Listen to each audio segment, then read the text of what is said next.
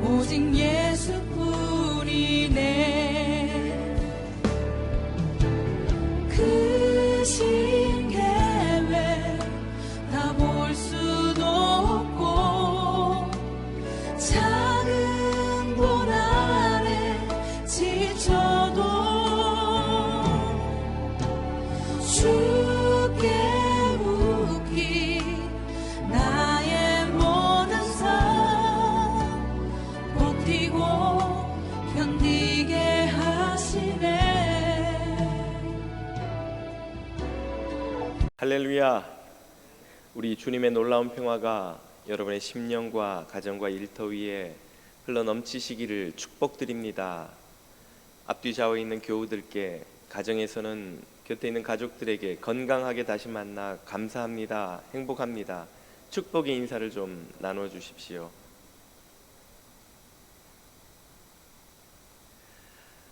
이 힘겨운 팬데믹의 시대를 건강하게 안전하게 잘 이겨내시고 통과하시기를 또 축복합니다. 최근에 안타깝게도 우리 교회 교우들 가정에 많은 장례가 있었습니다. 한 교우분의 마지막 장면이 잊히지 않고 제 마음에 기억에 남는데요. 갑작스러운 병세 악화로 입원하시게 된 남자 교우분입니다. 방문이 팬데믹으로 제한이 되어서 전화로만 통화를 할 수 있었습니다. 힘겨운 목소리였지만 또박또박 분명한 그 음성으로 제게 말씀하시기를, 목사님, 제 삶이 얼마나 남았을지 모르지만 남은 생에 주님만 위해 살다가 가고 싶습니다. 그렇게 고백하시는 겁니다. 평소에도 성령님과 깊은 교제를 나누시는 분이었지만 병상에 있다가 한 번은 예수님이 오셔서 당신에게 환하게 웃어주시는 그 장면을 보았노라고 고백하셨습니다. 결국 장기를 모두 기증하고 주님 곁으로 가셨는데요. 장례식에서 아내 되시는 교우분께서 남편이 병상에서 여러 차례 참 유언처럼 남긴 말씀을 들려주셨습니다. 역시 아내에게도 전화 통화를 하며 그 남편께서 참 말씀하시기를, 여보, 세상에 가짜 신자가 너무 많아요.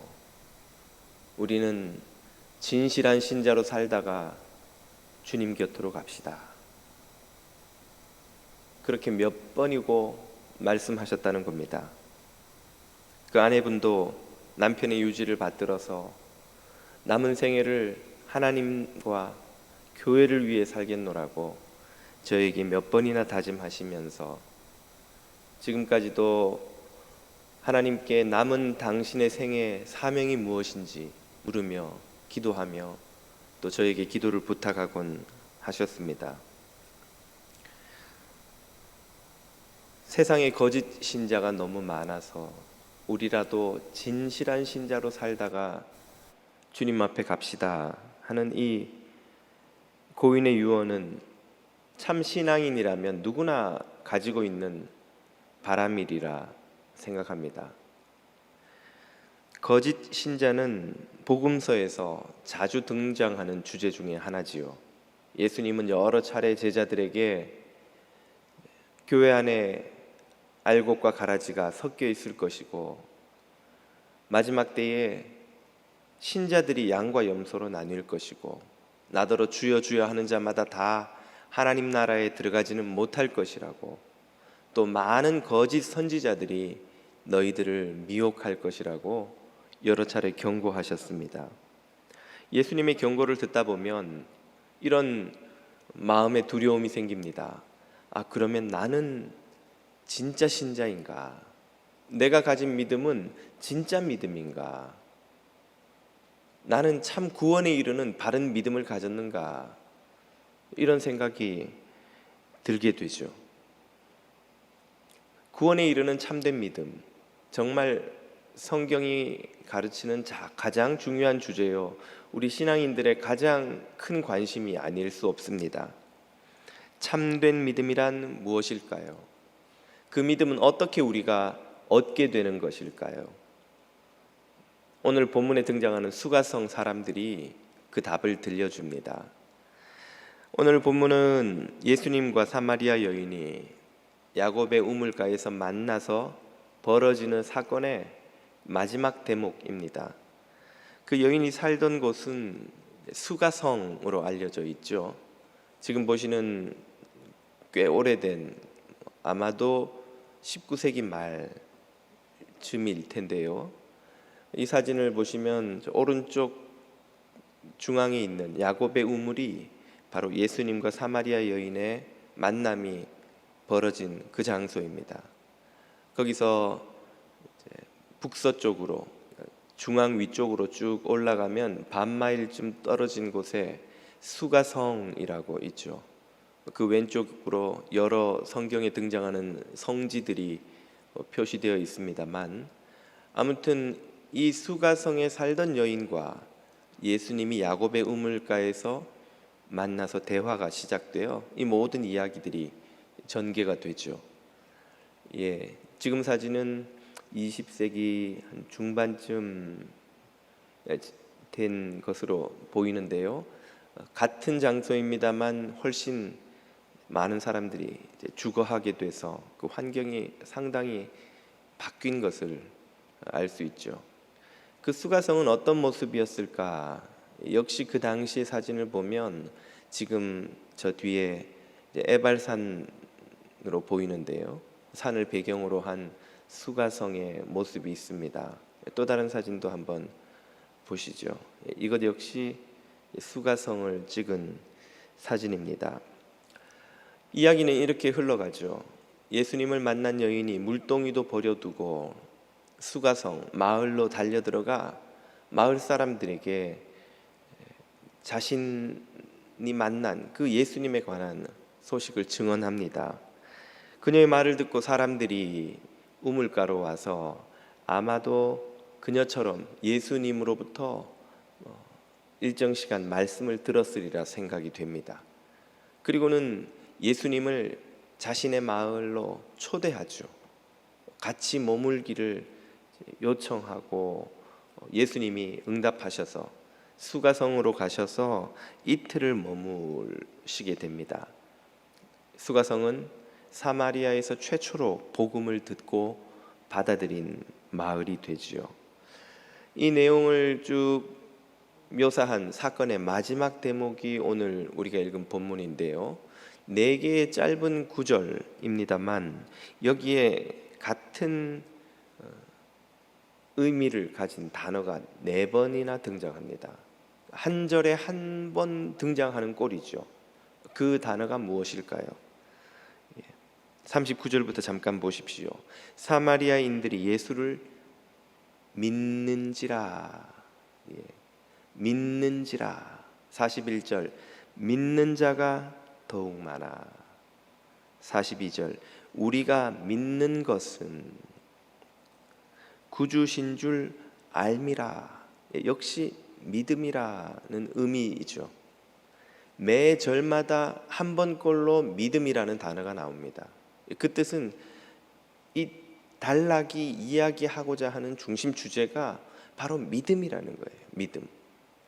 4번이나 반복해서 믿음이라는 단어를 쓰는데, 그러나 이 믿음은 서로 깊이가 다른 2가지 믿음을 각각 묘사하고 있습니다.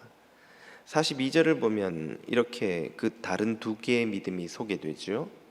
수가성 사람들이 그 여자에게 말하되 우리가 지금 믿는 것은, 그들이 가진 믿음의 어느 단계가 소개되는데, 지금 믿는 것은 너의 말을 인함이 아니니, 그 말은 처음에는 그녀의 말 때문에 믿었다는 말이죠.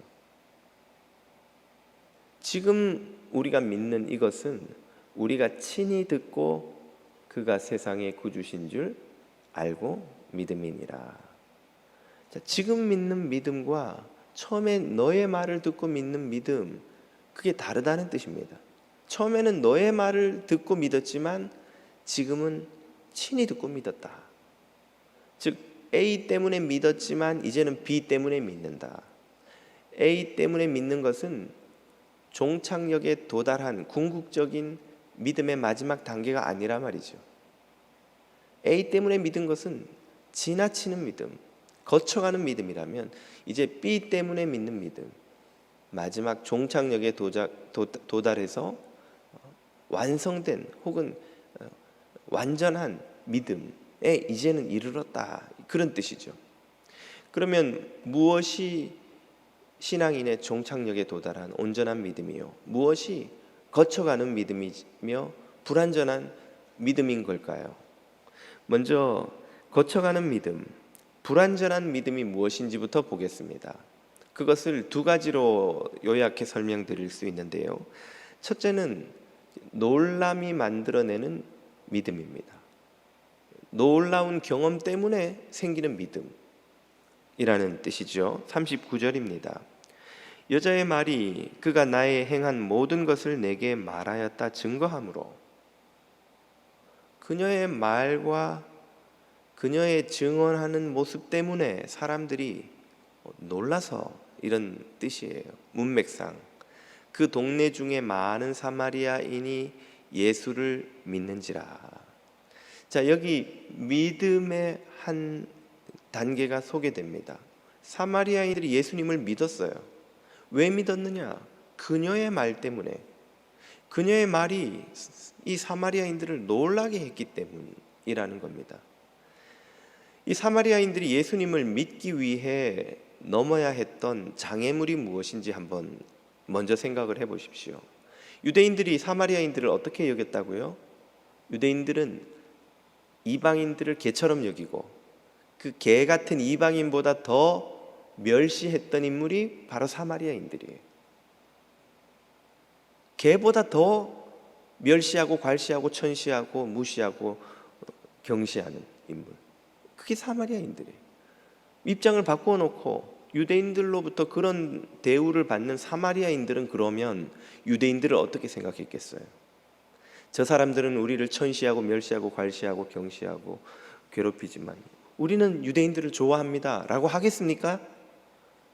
아마 모르긴 해도 똑같이 사마리아인들도 유대인들을 경멸하고 미워하고 원수처럼 여겼을 겁니다. 그러니까 유대인과 사마리아인들이 서로 말도 섞지 않는 거예요. 사마리아 지역을 지나던 유대인들이 종종 강도를 당하는, 테러를 당하는 것이죠. 사실은 그 아픈 역사가 지금까지 이어오고 있죠. 사마리아인 역시 모세의 율법을 읽으며 자신들이 아브라함의 후손이요 모세의 율법을 통해 선택된 백성이라고 믿지요. 유대인들은 자신들이 그 아브라함의 적통이요 하나님의 선택된 백성이라고 믿고, 사마리아인들은 또 자신들이 아브라함의 후손이요 모세의 율법을 통해 선택된 백성이라고 똑같이 믿는 거예요. 그러면서 서로 멸시하고 손가락질하는 거죠. 그렇다면 사마리아인들이 기다리는 그 메시아는 어디에서 나와야 마땅하겠습니까? 그들 입장에서 보면 같은 사마리아인이어야 되는 거예요. 우리가 그토록 기다려온 메시아가 같은 사마리아인 사이에서 나와야 되는데, 지금 유대인 남자가, 듣도 보도 못한 한 남자가 우물가에 있다는데 그 사람이 메시아라는 거예요. 그 말을 어떻게 믿겠어요? 여러분 같으면 지나가던 나그네가 그것도 같은 사마리아인도 아닌 유대인이 메시아라는데 그걸 믿을 수 있겠습니까? 그런데 어떻게 이 사마리아인들이 믿었냐는 겁니다. 그들이 가지고 있었던 불신의 벽을 넘게 만든, 뒤흔든 충격이 있었던 거예요. 어떤 충격입니까? 첫째는 이 여자가 자신이 겪어온 모든 삶의 궤적을 그 유대인 남자가 꿰뚫어 알고 있더라는 거예요. 그것도 놀라운 일이지만 그보다 더 놀라운 일은 이 여자의 태도를 바꿔놨다는 것이죠. 이 여자가 우리 동네에 들어온 이후에 사람들과 어떻게 지냈는가, 서로 마주치지도 않고 멀리 나타나면 삥 돌아서 가고 사람들이 다니는 시간에 나타나지도 않고 동네 잔치를 하건 뭘 하건 이 여자는 나타나는 법이 없어요. 좋게 말해 신비에 쌓인 여자, 나쁘게 말해 사람들의 손가락질을 받는, 멸시받는, 마주치기도 싫어하는 그런 여자이죠. 그녀 역시 그러했고, 그런 여자가 갑자기 사람들에게 달려와 가지고는 흥분해서는 내 말을 좀 들어보라고, 내가 메시아를 만났다고. 정말 이 여자의 과거를 다 꿰뚫어 보았는지 어땠는지는 자기들이, 수가성 사람들이 알 길이 없지만 무언가가 있지 않으면 이 여자의 태도를 이렇게 바꿔 놓을 수는 없다는 생각을 하게 되는 거예요. 이 여자의 변화된 삶의 태도가 이 수가성 사람들에겐 놀라움과 호기심을 불러일으킨 것이죠. 그렇다면 그 우물가에 있다는 유대인 남자를 한번 봐야 되지 않을까? 도대체 어떤 남자이길래 이 여자를 이렇게 바꾸어 놓았단 말인가? 이런 놀람이 이 사마리아인들로 하여금 회의와 불신과 거부감에 그 울타리를 넘어서 그들의 발걸음을 우물가로 이끌게 했던 것입니다. 이처럼 우리를 놀라게 만드는 것들은 마치 지진이 벽을 흔들어서 금을 가게 만들듯 우리의 마음에 있는 견고한 불신과 의심, 회의의 울타리를 뒤흔들어 놓는 힘이 있습니다. 어떤 것들이 그러합니까?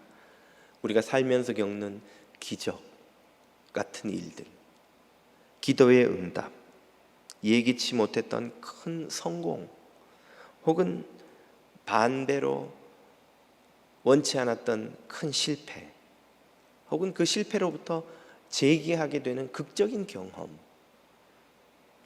혹은 죽을 고비를 넘기는 것들, 이런 인생의 충격적인 사건들이 일어나면 우리가 늘 그러하리라, 당연하리라, 또 앞으로도 늘 그러하리라 생각했던 삶에 대한 우리의 생각이, 선입견이 혹은 고정관념이 흔들립니다. 그러면서 다시 한번 내 삶과 주변 세계를 다시 바라보게 되죠. 그런 과정에서 우리의 불신이나 의심, 회의가 금이 가기 시작하는 거예요. 그리고 믿음의 세계를 엿보게 되는 그런 기회가 되는 것이죠. 놀람은 믿음을 만들어낼 수 있는 계기가 됩니다. 또 하나는 사람 때문에 생기는 믿음입니다.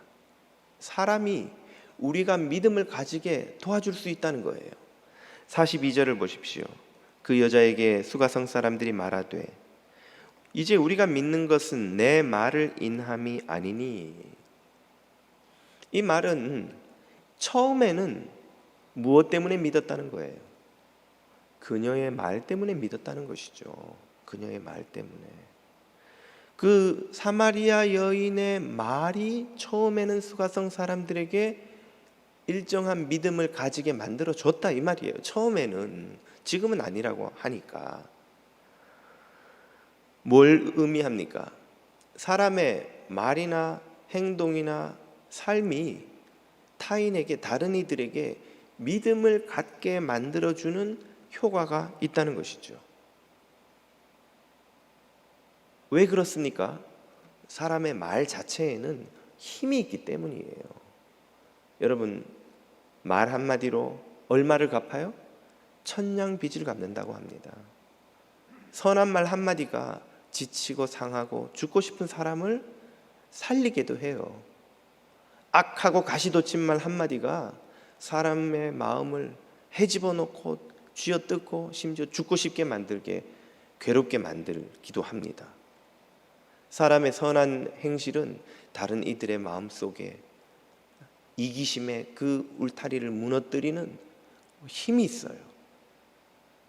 사람의 선한 삶, 변화된 삶의 태도는 주변 사람들에게 분명한 일정한 영향을 미칩니다. 그래서 내가 신뢰하고 사랑하고 혹은 존경하고 좋아하는 그 어떤 사람의 말 때문에 우리는 교회 가고 싶은 마음이 들기도 하고 예수를 믿고 싶은 마음이 들기도 하고 또 예수님에 대한 믿음이 생기기도 합니다. 제가 전에 잠깐 말씀드렸던가요? 지금은 고인이 되신 황수관 박사님이 전도한 이야기예요.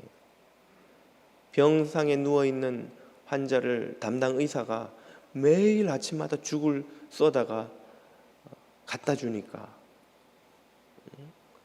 입원비가 부족해서 막 고민하고 있으니까 걱정하지 마시라고, 부족한 건 내가 내드리겠다고. 얼굴 한번 못 본 종합병원 의사가 내가 뭐라고 나한테 이렇게 잘해주시냐고 나중에는 그 황수환 박사님 앞에 손을 붙들고 황 박사님이 믿는 그 예수 나도 믿게 해주십시오. 예수님이 누군지도 모르고 황수환 박사라는 분의 그 친절에 예수 믿게 됐다는 거예요. 그런 전도의 열매들이 선한 말과 행실과 삶을 통해서 맺힙니다. 그것이 믿음을 불러일으킬 수 있다는 것이죠. 그런데 이렇게 생기는 믿음은 거쳐가는 믿음이지 종착역에 도달한 믿음은 아니라는 것입니다.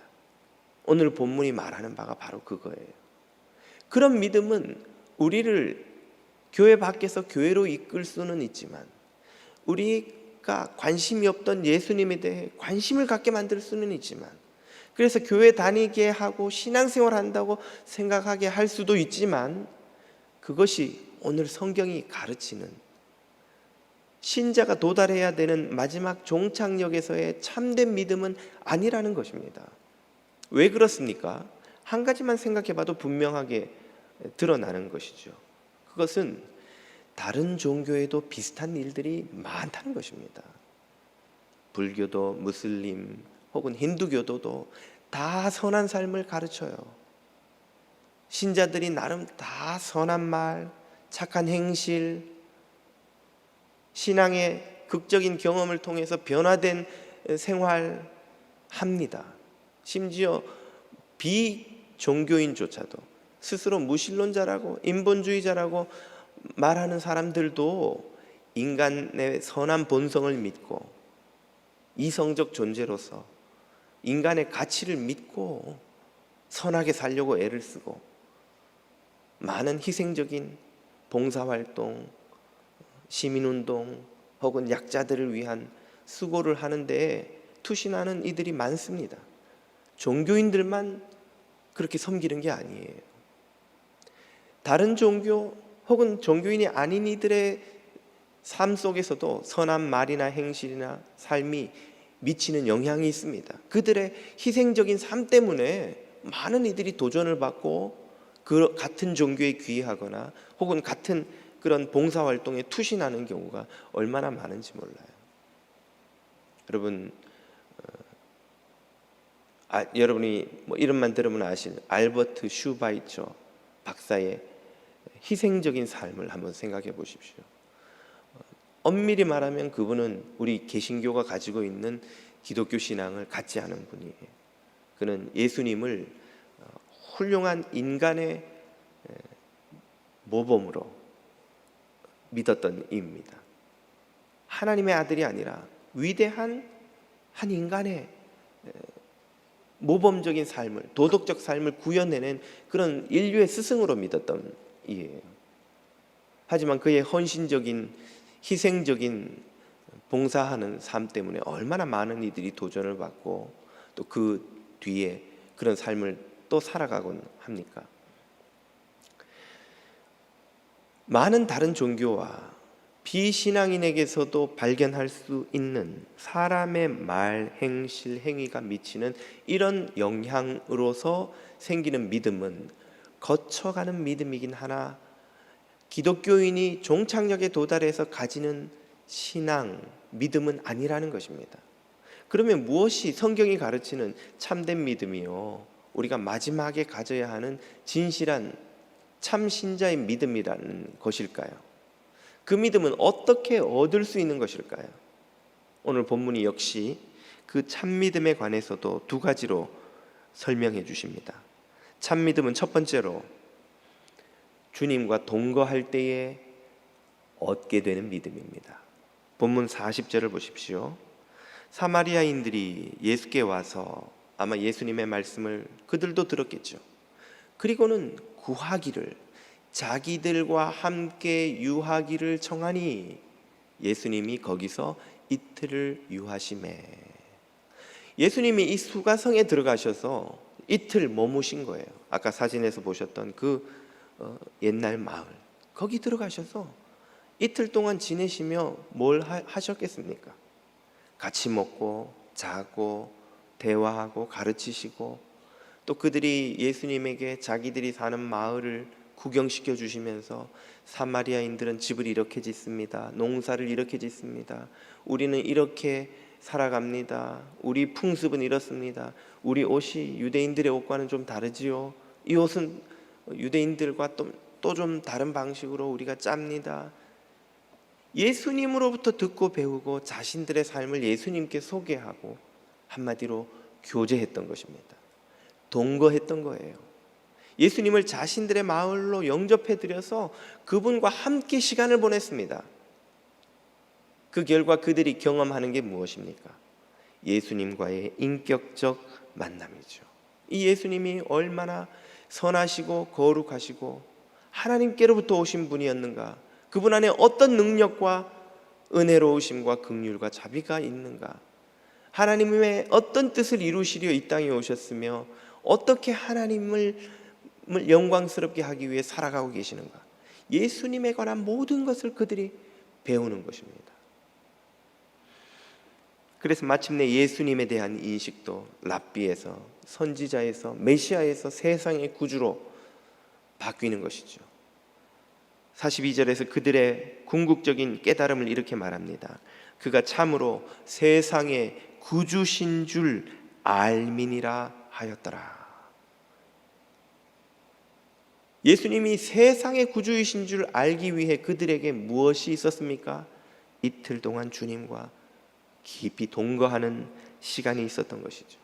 그래서 요한복음은 우리에게 참 믿음을 가지려 하는 신자들에게 이것을 요구합니다. 1장 12절, 영접하는 자 곧 그 이름을 믿는 자들에게는 하나님의 자녀가 되는 권세를 주셨으니, 주님을 영접하라는 거예요. 모셔드리라는 거예요. 어떤 게 영접입니까? 여러분, 귀한 손님이 한국에서 공항에 오신다고 소식을 들으면 여러분이 차를 몰고 나가서 손님을 모시고 집으로 모셔드리지 않아요? 아이들 방이나 혹은 게스트룸이 있으면 룸에다가 꾸며서 손님이 거기 머물게 하고, 진짜 귀한 손님이 오면 어떻게 합니까? 그 허름하고 작은 게스트룸 아이들 방에 주무시게 할 수가 없잖아요.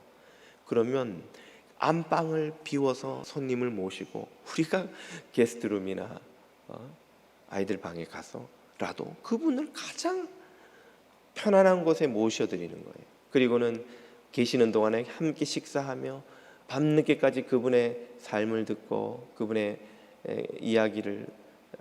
그분과 이야기를 나누고, 그분이 어떻게 이곳에 왔는지, 그동안 살아온 이야기, 그분과 교제하는 거예요. 동거하는 거예요. 주님이 누구신지 참으로 알고 믿으려면 바로 이런 동거함이 꼭 필요합니다. 그래서 예수님은 당신이 누군지 묻고 알기를 원하는 제자들에게 뭐라고 말씀하셨습니까? 우리가 읽었던 1장 39절로 돌아가 보겠습니다. 예수께서 이르시되 와 보라. 요한의 제자들이 당신에게 와서 구원의 길에 대하여, 당신의 길에 대하여 묻자 와 보라, 와서 같이 나랑 지내라는 말이에요. 그러므로 저희가 가서 계신 데를 보고 그날 함께 거하니 때가 제 십시쯤 되었더라. 함께 거했다는 거예요. 함께. 참된 믿음에 이르려면 주님과 함께 동거하는 삶이 필요합니다. 그 동거는 결혼 생활과 같은 거예요. 우리가 혼자 총각으로 처녀로 살다가 결혼을 하면 그때부터 무엇이 바뀝니까? 우리의 일거수일투족이 모두 배우자인 그와 함께 하게 되는 거예요. 이제는 혼자 하는 무엇인가가 더 이상 이 세상에, 내 생에는 존재하지 않는 겁니다. 모든 걸 그를 의식하지 않을 수 없어요. 그녀와 의논하지 않을 수 없습니다. 여보, 저녁 준비하네. 저 밥 그래 몇 개 좀 더 넣지. 한 10분 있으면 그 우리 회사 동료들 한 10명 올 거야. 예? 그럼 무슨 소리예요, 여보? 아, 오늘 저녁에 뭐 내 친구들 그 회사 동료들 친한 사람들 10명 초대했어. 저녁 같이 먹으려고. 그걸 왜 이제 이야기하세요? 뭐 숟가락만 더 넣으면 되는 거 아니야? 에이, 이런 일은 일어나면 안 되죠. 부부가 함께 결혼 생활을 한다는 게 말입니다. 여보, 이번에 일주일 휴가 냈어. 이번 명절은 시댁에 가서 일주일 동안 부모님하고 재밌게 지내자고. 친정은요? 친정 뭐 올해는 빠지지 뭐 거리도 먼데 왔다 갔다 하면 힘들잖아. 나한테 여보 은혼도 안 하세요? 당신도 같은 마음 아니야? 뭐 좋지 않아 당신도? 이런 여보 왜 이번 달은 월급이 안 들어와요? 차압 들어왔네. 왜 이러지? 뭐 차압이라는 이게 무슨 소리야? 아, 내 친구가 사업한다고 지난달에 빚 보증을 좀 서달라 그래서 내 사인했더니 망했나 봐 이놈이 그새. 그걸 왜 혼자 결정하세요? 아, 뭐 당신도 오케이 할 거였잖아.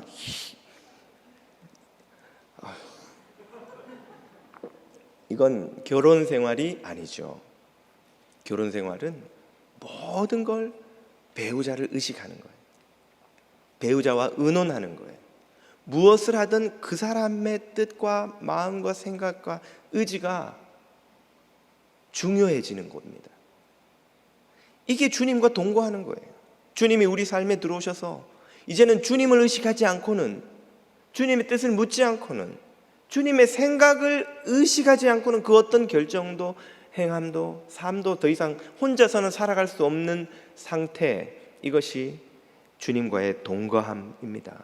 만약에 그 배우자를 전혀 신경 쓰지 않는다면 그게 어떻게 결혼이며 그게 어떻게 동거라 할 수 있겠습니까? 결혼식을 올리고는 여보 새 집에 다 내가 집안 가구 들여놨으니까 들어가 지내. 그러더니 일주일 내에 집에 들어오질 않고 친구들하고 퍼마시고 놀다가 옛날 결혼 전에 여자친구들 만나서 놀다가 주말 되어서는 슬금슬금 들어와서는 이번 일요일엔 집에 있어야 되겠다. 뭐 밥이나 좀 해줘봐. 만약에 그런 남편이 있다면 그것이 어떻게 결혼 생활이라 할 것이며 동거 생활이라 하겠습니까?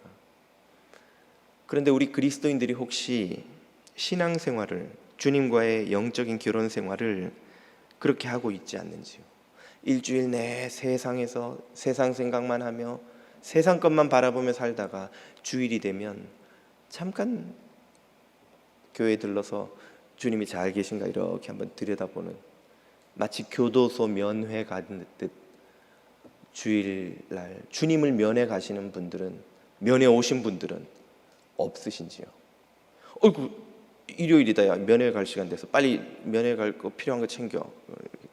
목사님 면회 신청합니다. 예, 거기 안내지 받으시고 면회 신청서 그 통에 넣으세요. 네, 잘 넣으셨습니다. 1시간 드리겠습니다. 주님과 1시간 잘 면회하시고 가세요. 주님 잘 계셨죠? 예. 얼굴 보니까 잘 지내신 것 같으네요. 제가 필요한 리스트 넣어드렸으니까 이번 주 내에 좀 응답해 주시고, 두둑히 넣었으니까 맛있는 거 좀 사드시고, 다음 주 올 때까지 또 한 주간 잘 지내세요. 네, 주님, 목사님 우리 주님 잘 부탁드립니다. 걱정 마세요. 신경 안 쓰셔도 제가 주님은 잘 모실 테니까 한 주일 동안 원하는 대로 살다가 또 다음 주일에 오세요. 코미디 같지만 우리가 믿는다 하면서 주님과 동행하는 삶을 이렇게 살고 있지는 않는지요? 주님과 동거하지 않는다면 그것은 참으로 주님을 믿는 것이라 할 수 없습니다. 주님을 영접하여 수가성 사람들이 우리 마을의 주님을 모시듯이 우리 삶의 중심에 가장 좋은 곳에 모시고 그분의 말씀을 듣고 의식하고 의논하고 그분과 더불어 인격적인 교제를 하며 살아가는 것, 그것이 우리를 참 믿음에 이르게 하는 믿음의 길입니다. 주님과 날마다 동거함으로 참 믿음으로 살아가시기를 축복드립니다. 참 믿음을 허락받는 또 하나의 길은 주님의 말씀을 직접 그분에게서 듣는 것입니다. 41절 2절이 이렇게 말하죠. 예수의 말씀을 인하여 무엇 때문에? 예수님의 말씀 때문에 믿는 자가 더욱 많아. 수가성 사람들이 그 여자에게 말하되 이제 우리가 믿는 것은 처음에 네가 말해서 당신이 말해 주어서 증언해 주어서 믿는 것이 아니니. 왜냐하면 이는 우리가 친히 그분께 말씀을 듣고, 괄호 안에는 제가 덧붙인 설명입니다. 친히 그분께 말씀을 듣고 그가 참으로 세상의 구주신 줄 알미니라 하였더라.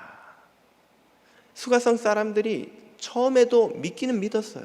그녀의 말이 너무나 충격적이어서, 너무나 놀라워서, 신기해서 믿었지만 이제는 그 말 때문에, 신기함 때문에, 놀람 때문에 믿는 게 아니라 그분의 말씀을 우리가 직접 들어보니까 이 말씀은 하나님의 말씀이요, 생명의 말씀이요, 구원의 말씀이에요. 메시아의 말씀이 아니고서는 들을 수 없는 말씀이라는 것을 깨닫고, 이분이 세상의 구주시라는 사실을 깨닫고 인정하고 고백하고 믿게 되었다, 그 말이죠. 왜 직접 들어야만 이런 믿음에 이를 수 있습니까? 왜 사람의 말을 듣고는 이런 믿음에 이를 수가 없는 것일까요? 그것은 사람의 말이 주님으로부터 나오는 생명의 말씀과는 그 능력이 비교가 안 되기 때문입니다. 그것은 마치 촛불과 태양과 같은 거예요. 사람의 말이 아무리 가마력이 있고 도전이 되고 위로가 되고 힘이 되고 막 들으니까 I can do it, I can do it, 따라해보세요, 자기 최면을 걸면 힘이 생기는 것 같고 해도 그것은 우리의 어두운 영혼을 밝히는 작은 촛불 하나 정도밖에는 안 되는 겁니다. 그런 촛불을 100만 개를 켜놔도 아침에 태양이 뜨면 다 사라지는 거예요. 주님의 말씀은 태양과 같습니다. 주님의 말씀에는 생명의 능력이 있어요. 구원의 능력이 있어요. 죽어가는 사람을 살리고 잠든 이를 깨우고 지친 이를 일으켜 세우는 능력이 거기에는 있습니다. 주님의 말씀에는 은혜와 진리가 충만합니다. 주님의 말씀은 태양이 대지를, 죽음의 땅을, 동토를 봄으로 바꾸고 여름으로 바꾸고 꽃이 만발하고 풍성한 숲으로 바꾸고 생명의 열매가 가득 맺히게 하는 것처럼 이 세상을 생명의 땅으로 바꾸는 능력이 거기에는 있는 줄 믿으시기 바랍니다. 하나님의 말씀은 히브리서 4장 12절 살았고 운동력이 있어 좌우의 날선 어떤 검보다 예리하여 혼과 영과 관절과 골수를 찔러 쪼개기까지 하며 또 마음의 생각과 뜻을 감찰하시는 이런 능력을, 죄인의 영혼을 수술하고 치유하고 죽이고 다시 살려서 거듭나게 만드시는, 천국 백성 만드시는 이런 생명의 말씀의 능력이 어떤 사람의 말에도 없기 때문입니다. 어떤 사람의 말로도, 어떤 달변가의, 어떤 철학자의, 어떤 지식인의 유려한 말로도 생명을 살리는 구원은 일어나지 않기 때문이에요. 그것은 오직 하나님의 말씀의 능력에만 있는 줄을 믿으시기 바랍니다. 그래서 말씀 듣는 이들은 항상 주님이 칭찬하십니다. 마리아에게 뭐라고 칭찬하셨습니까? 누가복음 10장 마리아는 이 좋은 편, 말씀 듣는 편을 택하였으니 결단코 빼앗기지 아니하리라. 이것보다 좋은 게 없다는 거예요. 귀 있는 자는 들을지어다, 들을지어다. 나는 씨 뿌리는 자다. 나는 세상에 생명의 씨를 뿌린다. 좋은 밭에 이 씨가 떨어지면 30배, 60배, 100배의 열매를 거두게 될 것이다. 주님은 그렇기 때문에 쉬지 않고 가는 곳마다 말씀을 가르치셨습니다. 가는 곳마다, 모이는 이들마다. 그 주님의 본을 받아 제자들은 목숨을 걸고 말씀을 전파하여 교회를 세웠습니다. 교회는 그러므로 말씀의 집입니다. 말씀이 가득한 웨어하우스, 말씀의 창고입니다. 교회는 말씀으로 세상을 밝히는 등대입니다. 교회는 말씀을 세상에 가르치는 학교입니다. 교회는 말씀으로 사람을 치료하고 회복시키고 살려내는 병원입니다. 교회는 바로 이 말씀을 가르치고 전하는 사역을 주님 오실 때까지 쉬지 않고 온 힘을 다해서 감당해야 합니다. 교회에서 구제도 하고 봉사도 하고 친절도 베풀고 할 일이 많죠. 또 해야 합니다. 그러나 그 어떤 것도 이 말씀을 전파하는 사명과 바꾸거나 비교할 수 있는 것은 없습니다. 왜 그렇습니까? 교회가 구제를 아무리 많이 한들 정부의 복지 프로그램 하나, 의원들이 법안 통과시키는 것만 할 수 있나요? 비교가 됩니까? 교회가 많은 봉사와 여러 가지 돕는 사역을 합니다만 교회 안 다니는 사람들도 여러 방식으로 시민운동을 통해서 효과적으로 이 사회를 개선시키기 위해 노력합니다. 그러나 그 어떤 기관도 정부도 단체도 시민운동도 어떤 지식인도 할 수 없는 일이 있습니다. 오로지 교회밖에 할 수 없는 일, 그것은 이 생명의 말씀을 세상에 뿌려서 심어서 생명나무가 자라게 하는 것입니다. 이것은 어떤 지식인, 지성인, 석학, 노벨상 수상자도 할 수가 없어요. 어떤 힘 있는 군대를 가진 정부도 할 수가 없어요. 어떤 돈을 많이 가진 애플이나 아마존 같은 기업도 이것은 할 수가 없습니다. 이것은 오로지 예수 그리스도의 말씀을 부여받은, 그 은총의 말씀을 물려받은 그리스도의 제자들만이 할 수 있는 일이에요. 오늘 저와 여러분이 교회로 부름받은 것은 바로 이 사명을 감당하라는 것이죠. 태양이 떠올라 이 세상이 생명이 움트는 것처럼 말씀을 세상에 뿌릴 때에 예수 그리스도의 생명의 나라가, 하나님의 나라가 이 땅에 세워지는 것을 믿으시기를 바랍니다. 많은 이들이 기적을 경험하고 충격적인 일을 당하고 혹은 사람들의 전도와 친절과 감화가 되는 말과 행동을 보고 교회로 발길을 옮겨 놓습니다. 그것은 좋은 기회입니다.